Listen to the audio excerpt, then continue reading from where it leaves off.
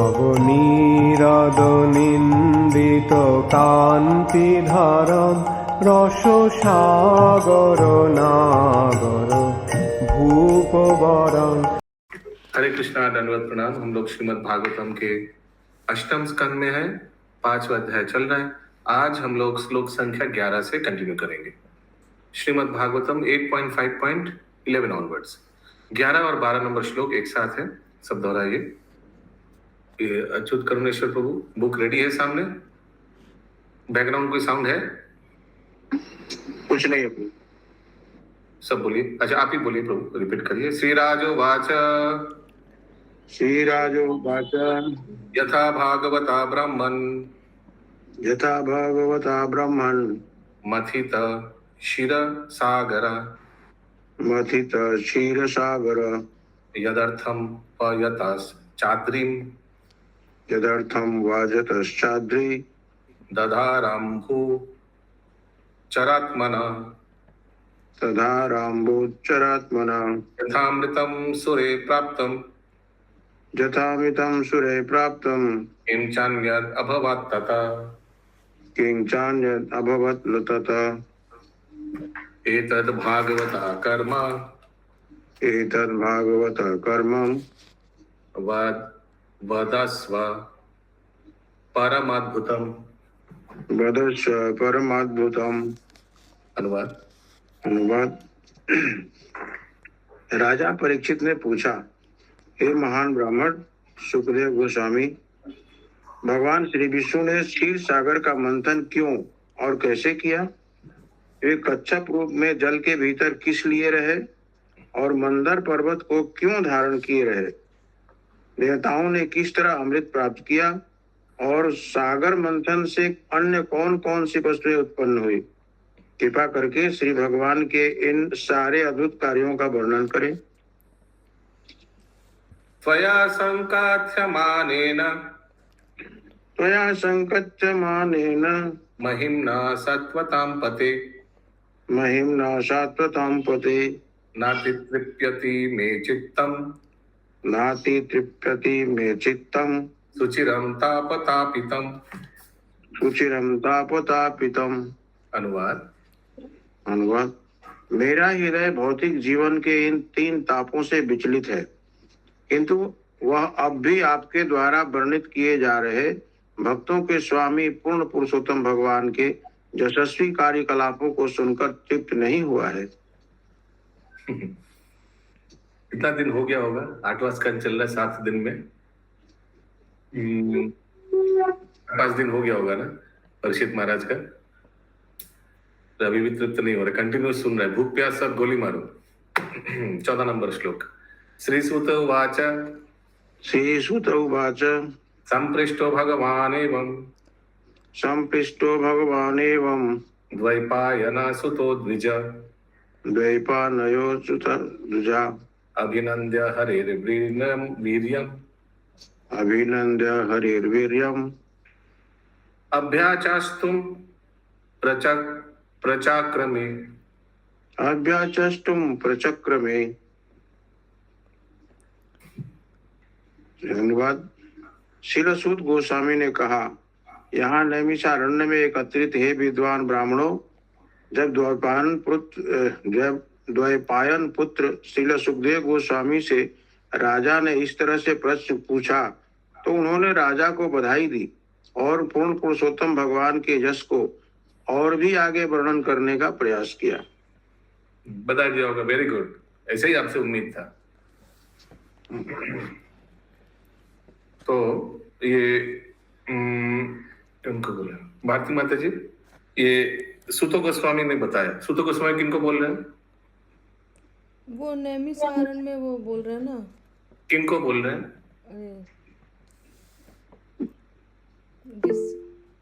हाँ, अच्युत करुणेश्वर प्रभु, राजा परीक्षित को। अच्छा, तो सुखदेव गोस्वामी किनको बोल रहे हैं? Oh sorry. यस, कालिंदी सुविलासिनी माता जी, सुतो गोस्वामी किनको बोल रहे हैं? ये नैमिषारण्य के प्रभु जो ऋषिगण थे उनके बोल रहे शायद। शायद वो भी। सौनक आदि ऋषिगण को बोल रहे प्रभु जी। आपको भी वीआईपी पास मिल गया क्या पूजा में? सॉरी प्रभु। सभी पंडाल में घुस सकते हैं। ओके, यस, सुत गोस्वामी सौनक आदि ऋषि को बता रहे हैं। क्या बता रहे हैं बबीता माता जी? आप हरे कृष्ण प्रभु जी। हाँ, हरे कृष्णा बता रहे, भागवतम बता रहे, जो उन्होंने किन से सुना था, कहा?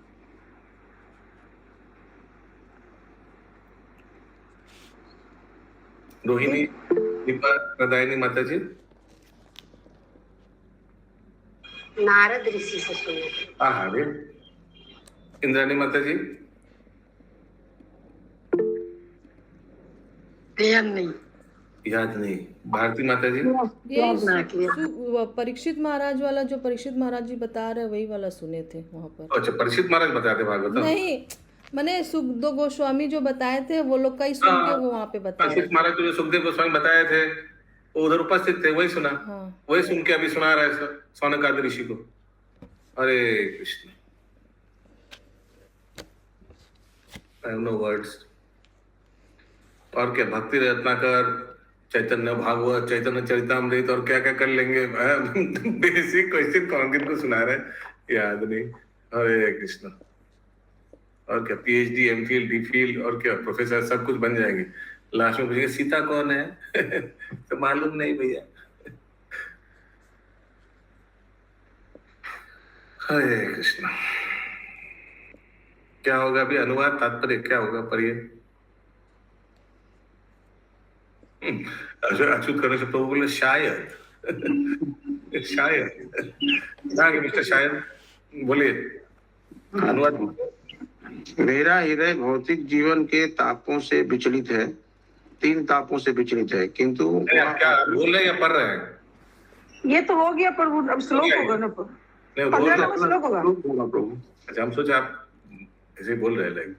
नहीं श्लोक के बोल रहे हैं। अच्छा, अभी कौन सा? अभी 15-16 एक साथ 15 नहा पर बोलिए। श्री शुक उवाच, श्री सुत उवाच, यदा युद्धे सुरेर्देव, यदा युद्धेर सुरेर्देवा, बाध्यमाना स्थितायुधे, बध्यमाना सितायुधे, गता सवो निपातिता, गताशवो निपतिता, नोतिस्थेरान् स्म भूरिश, नोत्तिष्ठेरस्म पूरिश, यदा दूर्वास शापेन, यदा दुर्वास शापेन, सेन्द्रलोकस्त्रयो नृप, सेन्द्रालोकास्त्रयो निप, निश्रिकश्चाभवंस्तत्र, निश्चिकाश्च भवंस्तत्र,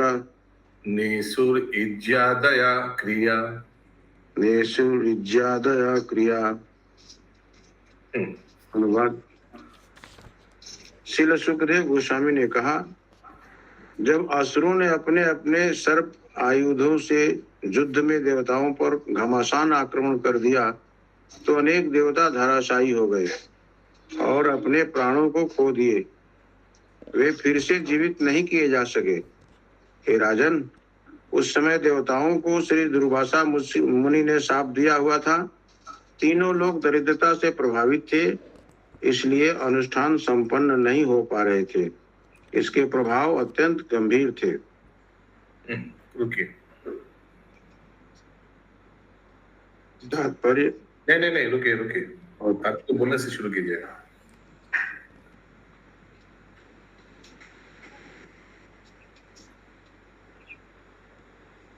तात्पर्य। ऐसा वर्णन मिलता है कि जब दुर्वासा मुनि मार्ग पर जा रहे थे तो उन्होंने इंद्र को अपने हाथी की पीठ पर बैठे देखा।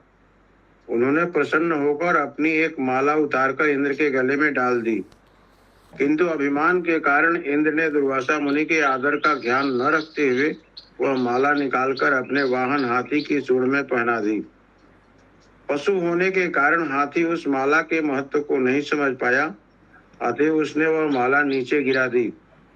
और उसे अपने पैरों से रौंद डाला।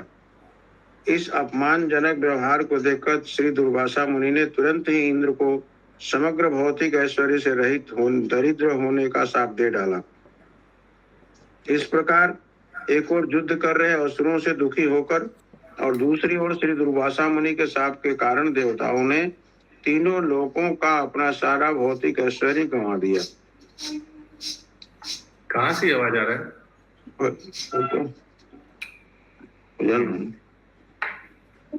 भौतिकवादी उन्नति में अत्यधिक ऐश्वर्यवान होना कभी कभी घातक होता है। भौतिक ऐश्वर्य से युक्त व्यक्ति किसी की परवाह नहीं करता और इस तरह वह महापुरुषों तथा भक्तों तथा महान संतों के प्रति अपराध करता है। भौतिक ऐश्वर्य की यही रीति है।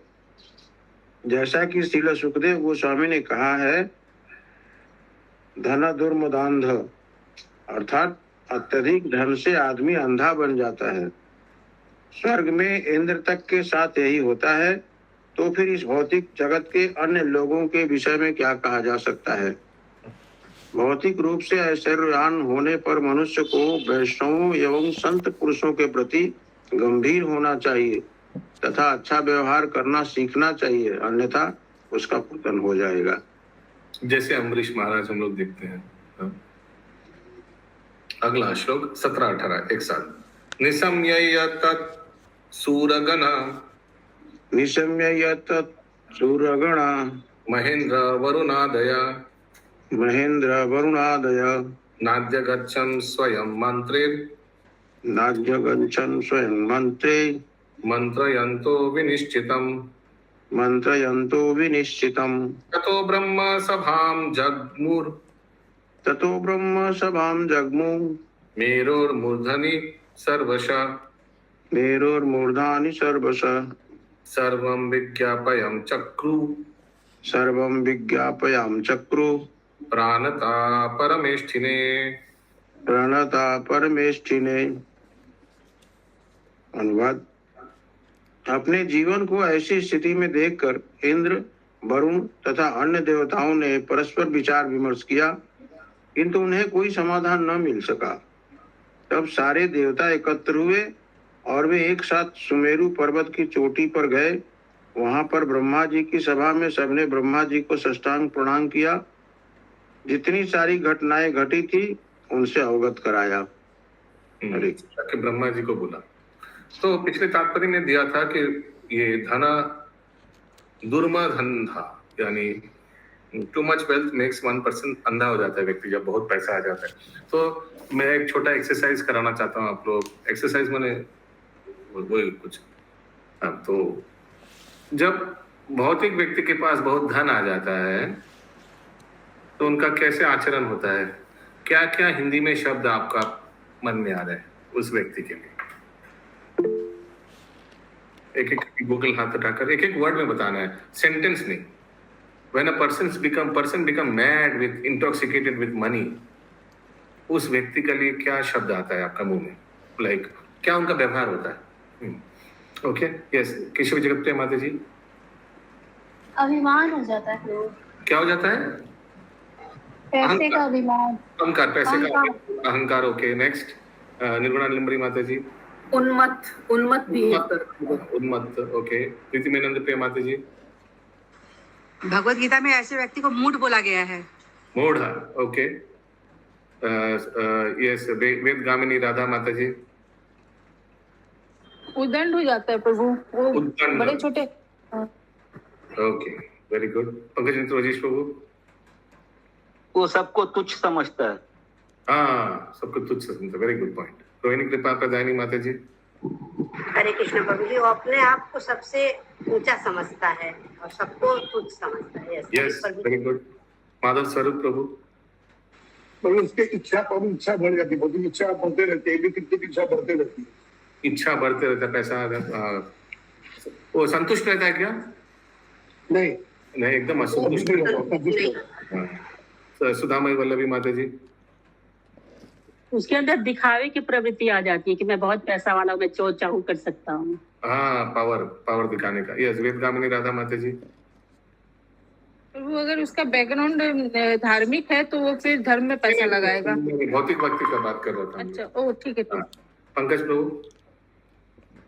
तो वो समझता है कि उसी के मतलब प्रयत्न, उसी के प्रयास या उसी के बुद्धि और बल के कारण वो इस पोजीशन पे है। हाँ, मेरे प्रयास से, मैं जो भी हूँ मेरे प्रयास से। श्रावंती माता जी, নিজে তো ভগবান রাখতে শুরু করে ভাবে हाँ, আমি ये সবকিছু खुद को भगवान समझता है, कंट्रोलर एवरीथिंग। ओके, अभी फिर से हम दूसरा प्रश्न कर रहे हैं आप लोगों को कि अगर कोई भक्त धनी हो जाए, बहुत धन आ जाए उनमें, उनके पास, तो उसका कैसे आचरण रहता है? कोई वर्ड चाहिए, ठीक है, वर्ड्स भक्त के लिए। ओके, माधुप्रिया माता जी। हरे कृष्णा प्रभु जी। हाँ प्रभु जी, मतलब भक्त लोग को तो धन आ जाएगा तो वो भगवान की सेवा में लगाएंगे, सोचेंगे मैं वैष्णव की सेवा करूं, ये सब में करेंगे। Very nice. भगवान सेवा, वैष्णव सेवा। यस, रोहिणी कृपा प्रदानी माता जी। वो और विनम्र हो जाते हैं प्रभु जी, बोलते हैं कि भगवान ने हमें दिया है कुछ सोच के, उसे भगवान की सेवा में ही लगाएं और विनम्र बन जाएं। और विनम्र हो जाएगा, हरि बोल, और विनम्र हो जाएगा। ओके, बंकिम प्रभु। यस, प्रीति में नंद प्रिया माता जी। प्रभु जी वो अपने आप को सोचेगा कि मैं इस लायक था ही नहीं, लेकिन भगवान ने मुझे दे दिया तो ये उनकी कृपा है, तो मुझे उनके ही सेवा में खर्च करना चाहिए। Yes, I am totally undeserving. Very good. Yes, Keshavi जगत प्रिया माता जी। प्रभु भक्त को तो सुख और दुख एक ही समान लगते हैं ना, तो उसको अगर धन भी आ जाएगा तो विचलित नहीं होगा। हरि बोल, वाह, बहुत बढ़िया। अनअफेक्टेड। वेद गामिनी राधा रानी माता जी। प्रभु वो धन को मंदिर बनवाने में और वैष्णव सेवा में ये सब लगाएगा। Very good. कोई बड़ा प्रोजेक्ट ले लेगा। पंकज प्रभु। हरे कृष्णा प्रभु जी, वो उसका भाव यही रहेगा कि वो सोचेगा कि मैं डिजर्व नहीं करता हूँ, लेकिन उससे ज्यादा भगवान ने अपनी कृपा की है मुझे। हाँ, अनडिजर्विंग। वो केयर टेकर जैसे इसका रहेगा ना, धन मेरा नहीं है, कृष्ण का धन है। हाँ, माधव स्वरूप प्रभु। हाँ बोलेगा तो उसके ऊपर कोई प्रभाव, धन उसका है नहीं तो उसके ऊपर कोई प्रभाव नहीं पड़ेगा। तो पहले भी जैसे रहेगा, बाद में भी वैसे ही रहेगा। Very nice. उसको कभी समझता नहीं कि मेरा धन है, तो ये सब ईश्वर का कृपा है, ये सब ईश्वर का। Very good. तो अभी सब इंद्र वरुण सब, क्योंकि असुर लोग आक्रमण कर दिया था और एकदम निर्धन बना दिया स्वर्ग को, तो सब मिलके कहाँ, किनके पास गए? ब्रह्मा जी के पास गए, उनको बताने के लिए क्या घट रहा है स्वर्ग में। ब्रह्मा जी कहाँ है? सत्यलोक में। देवी देवता लोग कहाँ है? स्वर्ग लोक में। 19 नंबर 20 नंबर एक साथ हाथ उतार दीजिए सभी लोग। इंद्र वायु आदि बोलिए। सभी लोग केंद्र वायु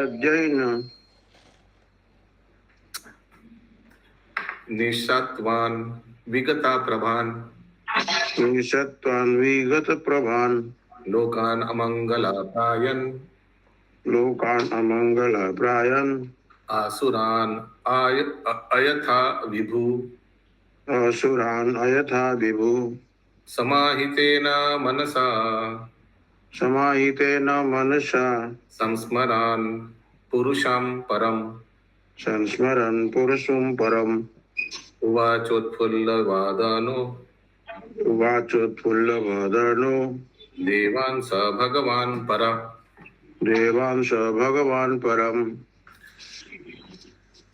अनुवाद।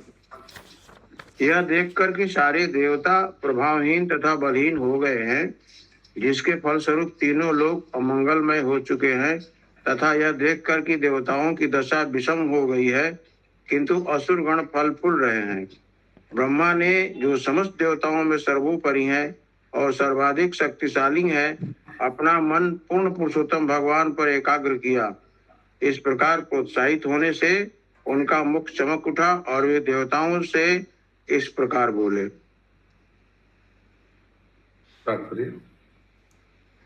देवताओं से असली स्थिति के बारे में सुनकर ब्रह्मा जी अत्यंत चिंतित हुए, क्योंकि असुर बिना कारण अत्यधिक बलशाली बन चुके थे। जब असुर बलशाली बन जाते हैं तो सारा संसार विकट स्थिति में पड़ जाता है, क्योंकि असुरगण केवल अपनी खुद की इंद्रिय तृप्ति में लगे रहते हैं। विश्व कल्याण से उन्हें कोई सरोकार नहीं होता, किंतु देवता या भक्तगण सारे जीवों के कल्याण के लिए चिंतित रहते हैं। उदाहरणार्थ श्रील रूप गोस्वामी मंत्री का पद त्याग कर सारे विश्व के लाभ हेतु वृंदावन चले गए।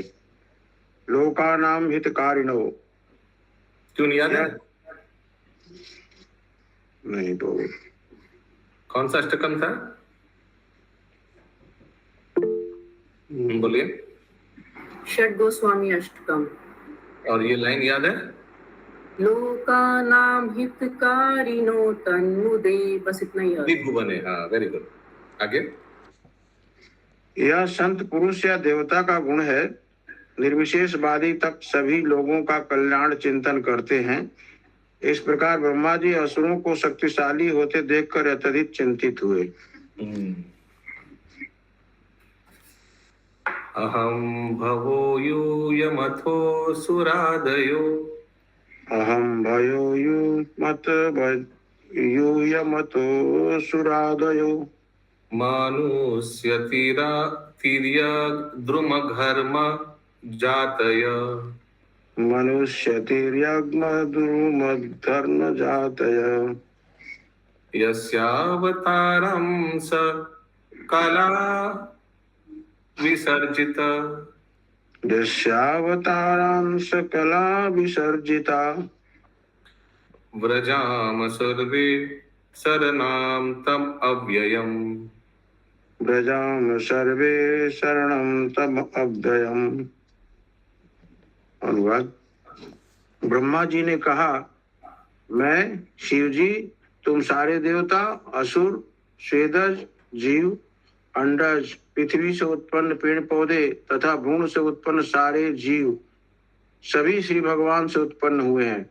उनके रजोगुण अवतार ब्रह्मा गुण अवतार से तथा ऋषियों से जो मेरे ही अंश है उत्पन्न हुए हैं। अतएव हम सभी उन परमेश्वर के पास चले और उनके चरण कमलों की शरण ग्रहण करें। तात्पर्य, कुछ प्राणी भ्रूण से उत्पन्न होते हैं, कुछ पसीने से और कुछ बीज से। इस प्रकार सारे जीव पूर्ण पुरुषोत्तम भगवान के गुणावतार से उत्पन्न होते हैं। अंततो गत्वा पूर्ण पुरुषोत्तम भगवान ही सारे जीवों के आश्रय हैं। तो 3 प्रकार के प्राणी के बारे में बताया गया ना। पहले क्या, फिर से पहला सेंटेंस तात्पर्य का? हाँ, तात्पर्य कुछ प्राणी भ्रूण से उत्पन्न होते हैं। हाँ, तो कोई उदाहरण दीजिए। भ्रूण से उत्पन्न इंग्लिश में लिखा है एम्ब्रायोस। गूगल हाथ उठाकर उदाहरण दीजिए। तो भ्रूण से तो मनुष्य होते हैं। एक हो गया। सुदामा वल्लभी माता जी। मछली के बच्चे भी तो भ्रूण से ही होते हैं। कुछ हाँ, मैक्सिमम तो हाँ। और महामंत्री माता जी। गाय। करेक्ट। यस, वेद गामिनी राधा रानी माता जी। प्रभु जी, मेरा एक क्वेश्चन था। अच्छा, दूसरा पसीना से उत्पन्न होता है, कोई उदाहरण दीजिए। हाँ बोलिए, जो हाथ उठाए हैं। यस, इंद्राणी माता जी। मयूर। मयूर। अच्छा, वो तो अंडा से शायद। ना ना से मयूर आंसू है, मतलब पसीना नहीं है, वो आंसू से होता है। अच्छा, आंसू से। एनीवेज, और बीज से पेड़ पौधा एक्सेट्रा। करेक्ट। ओके। तो वो मतलब ये पसीने से तो जैसे जितने जीव जन छोटे कीड़े मकोड़े, वो कीड़े मकोड़े होगा, कुछ गिने चुने। जैसे शरीर में जुएं पड़ना, ये सब बैक्टीरिया कुछ होगा। कोरोना। प्रभु जी, पार्वती जी के पसीना से गणेश भगवान भी तो उत्पन्न हुए हैं। अच्छा, ओके। बंकिम प्रभु। गंगा जी। ओके। गंगा पसीना से, विष्णु का पसीने से गंगा जी पैदा हुआ था। हरे कृष्ण। हरे कृष्ण। तो इन लोग सब कहाँ गए? इन लोग सब ब्रह्मा जी सबको लेकर गए कहाँ, वो देखेंगे अगला श्लोक में। ठीक है। हरे कृष्ण प्रभु जी। हाँ बोलिए। हाँ, प्रश्न बोलिए। प्रभु जी, ये जितने भी ऋषि लोग हैं वो क्या ब्रह्मा जी के अंश हैं? पुत्र। सभी ऋषि। हाँ, सृष्टि के समय ब्रह्मा जी इन लोग को, ऋषि लोग को भी पुत्र, मैंने इन लोग को भी जन्म दिया था। आते हैं उल्लेख। हाँ, महामंत्री माता जी। तो इसमें जो लास्ट में लिखा, इस प्रकार सारे जीव भगवान के गुणावतार से उत्पन्न होते हैं। हाँ मतलब ये हाँ, तो रजोगुण के अवतार से तो ब्रह्मा से तो उत्पन्न हुआ, कहाँ से उत्पन्न हुआ? इनडायरेक्टली तो उन्हीं से उत्पन्न हुआ है ना, इनडायरेक्टली। वही तो प्रजापति है, प्रजापति का भार दिया था उनको, ठीक है। और दूसरा भी देखा जाए तो रजोगुण में सृष्टि होता है माता जी, जितना भी सृष्टि होता है रजोगुण में होता है, तो गुणावतार माने रजोगुण के अवतार से। मतलब गुणावतार का मतलब हो गया रजोगुण।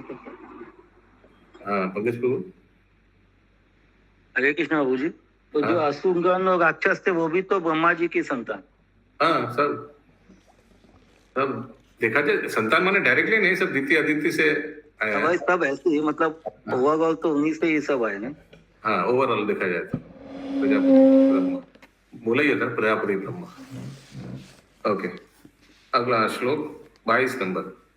न यस्य वाद्यो न च रक्षणीयो, न यस्य वध्यो न च रक्षणीयो, नोपेक्षणीयादरणीय पाक्ष, उपेक्षणीयादरणीय पक्ष, तथापि सर्ग स्थिति संयमार्थम, तथापि सर्ग स्थिति संयमार्थम, दत्ते रजसत्वतामस् तमांसि काले, दत्ते रजसत्वतमांसि काले।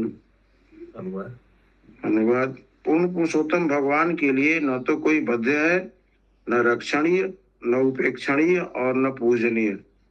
फिर भी समयानुसार सृष्टि, पालन तथा संहार के लिए वे सतो, रजो या तमो गुण में विभिन्न रूपों में अवतार लेना स्वीकार करते हैं।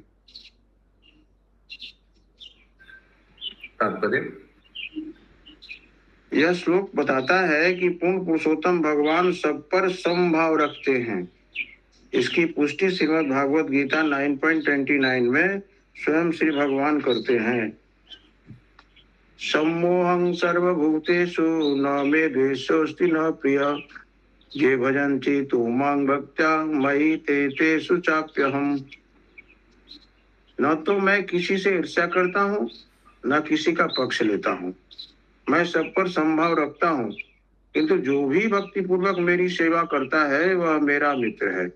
वह मुझ में है और मैं भी उसका मित्र हूँ। यद्यपि श्री भगवान निष्पक्ष रहते हैं, किंतु वे अपने भक्तों का विशेष ध्यान रखते हैं। अतएव श्री भगवान श्रीमद् भगवद गीता 4.8 में कहते हैं, परित्राणाय साधूनां विनाशाय च दुष्कृतां धर्म संस्थापनार्थाय संभवामि जुगे जुगे। पुण्यात्माओं का उद्धार तथा दुष्टों का संहार करने के साथ साथ धर्म के सिद्धांतों की पुनः स्थापना करने के लिए मैं जुग जुग में अवतरित होता हूँ। श्री भगवान को किसी की रक्षा या विनाश से कोई सरोकार नहीं होता, किंतु इस भौतिक जगत के सृजन, पालन तथा संहार के लिए उन्हें बाह्य रूप से सतो, रजो या तमो गुण में कर्म करना पड़ता है। किंतु वास्तव में वे भौतिक प्रकृति के इन गुणों से प्रभावित नहीं होते। वे हरेक के परमेश्वर हैं। जैसे विधि तथा व्यवस्था बनाए रखने के लिए राजा कभी कभी किसी को दंड देता है या किसी को पुरस्कृत करता है, वैसे ही इस भौतिक जगत के कार्यकलापों से कुछ सरोकार न होने पर भी पूर्ण पुरुषोत्तम भगवान कभी कभी देश, काल तथा ध्येय के अनुसार विभिन्न अवतारों में प्रकट होते हैं।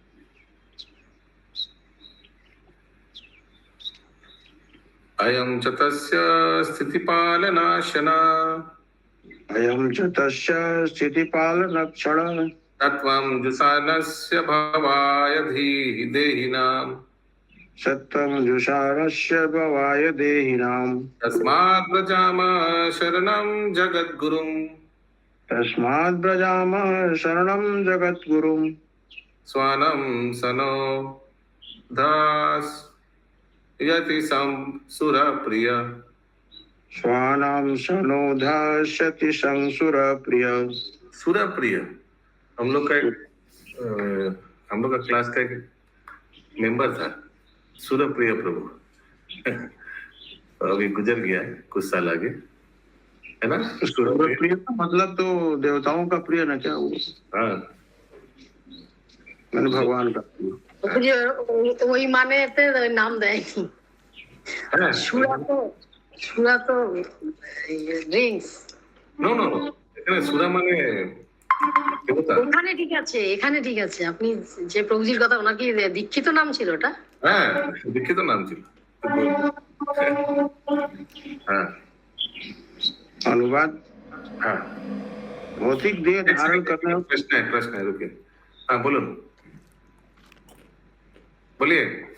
हाँ प्रभु जी, ये जो यहाँ पे अनुवाद में है ना, फिर भी समयानुसार सृष्टि पालन तथा संहार के लिए वे सतो रजो या तमो गुण में विभिन्न रूपों में अवतार लेना स्वीकार करते हैं।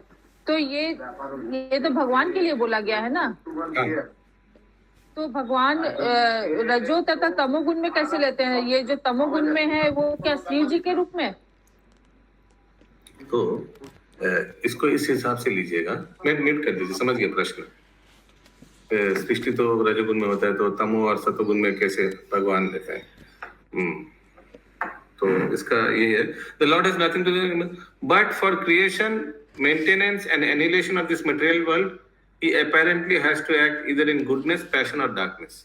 तो इसको ठीक से पढ़िए, फिर से सेंटेंस आपको समझ में आ जाएगा। पूरा सेंटेंस फिर से पढ़िए।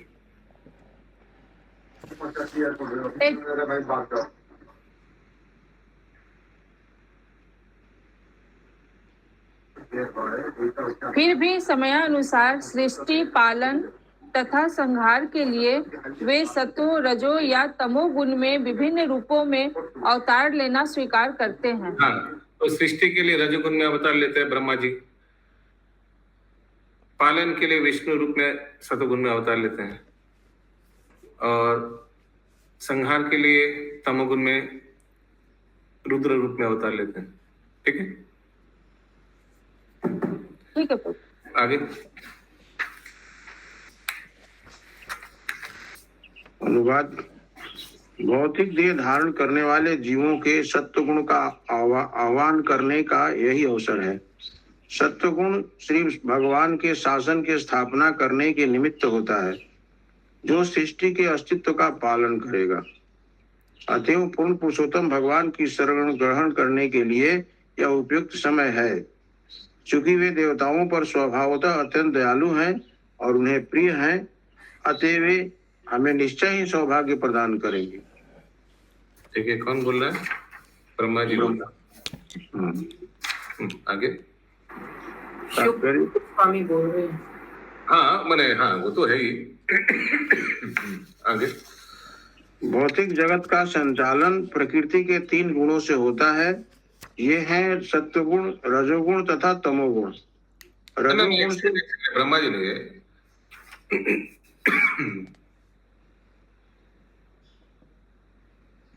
ये सुखदेव गोस्वामी बोल रहे हैं, ब्रह्मा जी के होकर नहीं बोल रहे हैं। आगे भौतिक जगत का संचालन प्रकृति के 3 गुणों से होता है। ये है सत्वगुण, रजोगुण तथा तमोगुण। रजोगुण से भौतिक वस्तुओं का सृजन होता है, सत्वगुण से उनका ठीक से पालन होता है, और जब सृष्टि ठीक से स्थित नहीं रहती तो तमोगुण से उनका विनाश हो जाता है। इस श्लोक से हम कलियुग की स्थिति समझ सकते हैं, जिसमें से इस समय हम गुजर रहे हैं। कलियुग के प्रारंभ में, या यूं कहें कि द्वापर के अंत में, भगवान श्री कृष्ण प्रकट हुए और श्रीमद् भागवत गीता के रूप में अपने उपदेश छोड़कर गए, जिसमें उन्होंने सभी जीवों को उनकी शरण में आने के लिए कहा है। किंतु कलियुग के प्रारंभ से ही लोग भगवान श्री कृष्ण के चरण कमलों पर आत्मसमर्पण नहीं कर पा रहे हैं। अतएव लगभग 5000 वर्षों के बाद भगवान श्री कृष्ण पुनः श्री चैतन्य महाप्रभु के रूप में सारे विश्व को यह सिखाने के लिए आए कि भगवान श्री कृष्ण की शरण कैसे ग्रहण की जाए और किस तरह शुद्ध हुआ जाए। भगवान श्री कृष्ण के चरण कमलों की शरण ग्रहण करने का अर्थ है पूर्ण शुद्धि प्राप्त करना। श्रीमद् भगवत गीता 18.66 में श्री कृष्ण कहते हैं, सर्वधर्मान् परित्यज्य मामेकं शरणं व्रज, अहं त्वां सर्व पापेभ्यो मोक्षयिष्यामि मा शुचः। तुम विविध प्रकार के सारे धर्मों को त्याग दो और केवल मेरी शरण में आओ। मैं तुम्हें सारे पापों के फल से बचा लूंगा, तुम डरो मत। इस तरह जैसे ही कोई भगवान श्री कृष्ण के चरण कमलों की शरण में जाता है, त्यों ही वह निश्चित रूप से समस्त कलमश से मुक्त हो जाता है। कलियुग कलमश से भरा है, इसका वर्णन श्रीमद् भागवतम 12.3.51 में हुआ है। कलिर्दोषे निधे राजन अस्ति ओके महान गुण कीर्तना देवत कृष्णस्य मुक्त संग परम ब्रजे। हर एक व्यक्ति को ये श्लोक याद रखना चाहिए, बहुत इंपॉर्टेंट है। यह कलियुग अनंत दोषों से भरा है, निस्संदेह यह दोषों के सागर दोष निधि के समान है, किंतु इसमें से एक ऐसा अवसर भी है, कीर्तनाद एवं कृष्णस्य मुक्त संग परम ब्रजेत। केवल हरे कृष्ण मंत्र का कीर्तन करके मनुष्य कलियुग के कलमश से छूट सकता है और वह अपने मूल आध्यात्मिक शरीर में भगवत धाम को लौट सकता है। कलियुग का यही शुभ अवसर है। जब श्री कृष्ण प्रकट हुए तो उन्होंने आदेश दिए, और जब श्री कृष्ण भक्त श्री चैतन्य महाप्रभु के रूप में स्वयं प्रकट हुए तो उन्होंने हमें वह मार्ग दिखलाया जिससे कलियुग के सागर को पार किया जा सके। वह मार्ग है हरे कृष्ण आंदोलन का मार्ग। जब श्री चैतन्य महाप्रभु प्रकट हुए तो उन्होंने संकीर्तन आंदोलन के युग का सूत्रपात किया। यह भी कहा जाता है कि यह युग 10,000 वर्षों तक रहेगा। इसका अर्थ यह होता है कि संकीर्तन आंदोलन को स्वीकार करने तथा हरे कृष्ण महामंत्र का कीर्तन करने मात्र से इस कलियुग के पतित आत्माओं का उद्धार हो जाएगा। कुरुक्षेत्र का युद्ध जिसमें श्रीमद् भागवत गीता का प्रवचन हुआ था, उसके पश्चात कलियुग को 4,32,000 वर्षों तक रहना है, जिसमें से केवल 5,000 वर्ष बीते हैं। इस प्रकार अब भी 4,27,000 वर्ष शेष हैं। इनमें से अगले 10,000 वर्षों तक श्री चैतन्य महाप्रभु द्वारा 500 वर्ष पूर्व उद्घाटित संकीर्तन आंदोलन कलियुग के पतित आत्माओं को कृष्ण भावनामृत आंदोलन स्वीकार करने, हरे कृष्ण महामंत्र का कीर्तन करने एवं भौतिक अस्तित्व के पास से छूटकर भगवत धाम वापस जाने का सुअवसर प्राप्त होता रहेगा। हरे कृष्ण महामंत्र का कीर्तन सदैव सक्षम रहा है, किंतु कलियुग के लिए यह विशेषतया शक्तिमान है। अतएव महाराज परीक्षित को उपदेश देते हुए श्रील सुखदेव गोस्वामी ने हरे कृष्ण महामंत्र के कीर्तन पर बल दिया। कलिर्दोष निधेना जन अस्ति एको महान गुण कीर्तना देव कृष्णस्य मुक्त संग। हे राजन, यद्यपि यह कलियुग दोषों से भरा है, किंतु फिर भी इस युग का एक उत्तम गुण है। वही फिर रिपीट हो रहा है क्या? वह गुण है केवल हरे कृष्ण महामंत्र के कीर्तन से ही मनुष्य भौतिक बंधन से मुक्त है और दिव्य लोक को जा सकता है। श्रीमद् भागवतम 12.3.51 जिन लोगों ने पूर्णतया कृष्ण भावनामृत में रहकर हरे कृष्ण महामंत्र का प्रसार करने का कार्य स्वीकार किया है, उन्हें लोगों को भव बंधन से आसानी से उबारने के इस शुभ अवसर का लाभ उठाना चाहिए। अतएव यह हमारा कर्तव्य है कि हम श्री चैतन्य महाप्रभु के उपदेशों का अनुगमन करें और निष्ठा पूर्वक सारे विश्व में श्री कृष्ण भावनामृत आंदोलन कृष्ण भक्ति का प्रचार करें। मानव समाज की शांति तथा समृद्धि के लिए यह सर्वोत्तम कल्याण कार्य है। श्री चैतन्य महाप्रभु का आंदोलन श्री कृष्ण संकीर्तन के प्रसार में निहित है। परम विजयते श्री कृष्ण संकीर्तनम। श्री कृष्ण संकीर्तन की जय हो। यह इतना यशस्वी क्यों है, इसकी भी व्याख्या श्री चैतन्य महाप्रभु ने की है। चेतो दर्पण मार्जनम। हरे कृष्ण महामंत्र के कीर्तन से मनुष्य का हृदय स्वच्छ होता है। सारी कठिनाई तो यह है कि इस कलयुग में सत्वगुण नहीं रह गया है और लोगों के हृदय स्वच्छ नहीं है।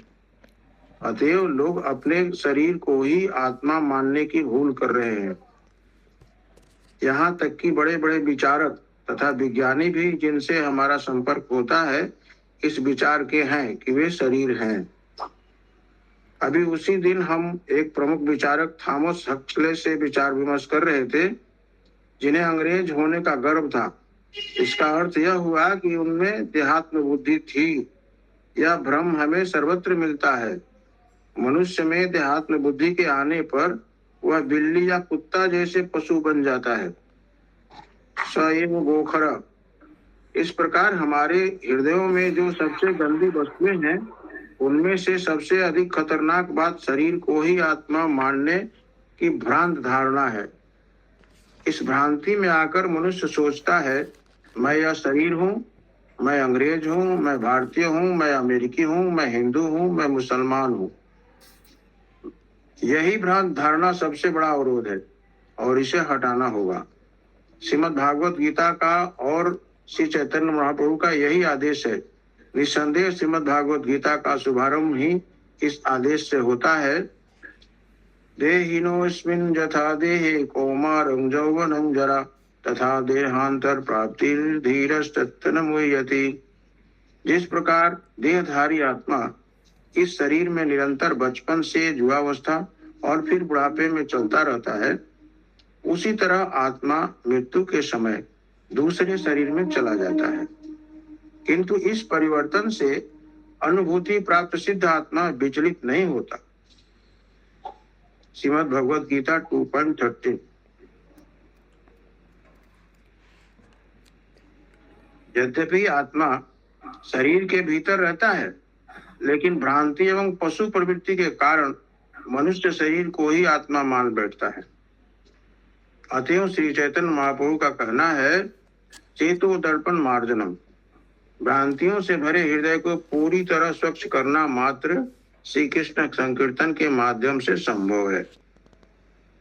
श्री कृष्ण भावनामृत आंदोलन के अग्रणी लोगों को इस अवसर पर गंभीरता से विचार करके पतित आत्माओं पर दयालु बनकर उन्हें भौतिक जीवन की भ्रांतियों से उबारना चाहिए। मनुष्य इस भौतिक संसार में किसी भी तरह से सुखी नहीं हो सकता। जैसा कि श्रीमद् भगवद गीता 8.16 में कहा गया है, आ ब्रह्म भुवनालोका पुनरावर्तिनो अर्जुन। इस भौतिक जगत में सर्वोच्च लोक से निम्नतम लोक तक सभी दुख के स्थान हैं, जहाँ बारंबार जन्म तथा मृत्यु होते रहते हैं। अतएव चंद्रमा तक जाने की कौन कहे। यदि कोई सर्वोच्च लोक ब्रह्मलोक भी चला जाए तो भी इस भौतिक जगत में कहीं सुख नहीं है। यदि कोई सचमुच सुख चाहता है तो उसे वैकुंठ लोक जाना चाहिए। भौतिक जगत जीवन टिकाए रखने के संघर्ष के लिए जाना जाता है और योग्यतम की उत्तर जीविता सुप्रसिद्ध सिद्धांत है। किंतु इस भौतिक जगत के बेचारे लोग यह नहीं जानते कि उत्तर जीविता क्या है और सक्षम कौन है। उत्तर जीविता का अर्थ होता यह नहीं होता कि कोई मर जाए। इसका अर्थ यह है कि वह मरे नहीं, अपितु ज्ञान के शाश्वत आनंद में जीवन का भोग करे। यह उत्तर जीविता है। कृष्ण भावनामृत आंदोलन हर व्यक्ति को उत्तर जीविता के लिए सक्षम बनाने के निमित्त है। वास्तव में यह जीवन संघर्ष को रोकने के निमित्त है। श्रीमद् भागवतम तथा श्रीमद् भगवद गीता जीवन संघर्ष को रोकने के लिए निश्चित आदेश देते हैं। प्रभु जी, ये इसका मतलब क्या हुआ? ज्ञान के शाश्वत आनंद में जीवन का भोग करे। ज्ञान के शाश्वत आनंद में मतलब मैंने भक्ति वाला ज्ञान मिलने के बाद शाश्वत आनंद का होता है कौन सा ज्ञान? कृष्ण तत्व। कृष्ण तत्व ज्ञान मिलने के बाद वो आनंद है, अपने जीवन को भोग करे, आनंद में रहकर। आगे। अतएव संकीर्तन आंदोलन एक महान अवसर है। मात्र श्रीमद् भागवत गीता का श्रवण करने से एवं हरे कृष्ण महामंत्र का संकीर्तन करने से मनुष्य पूर्ण रूप से शुद्ध हो जाता है। इस तरह जीवन संघर्ष का अंत हो जाता है और मनुष्य भगवत धाम को वापस जाता है। ग्रंथराज श्रीमद् भागवतम की जय। श्री प्रभुपाद जय।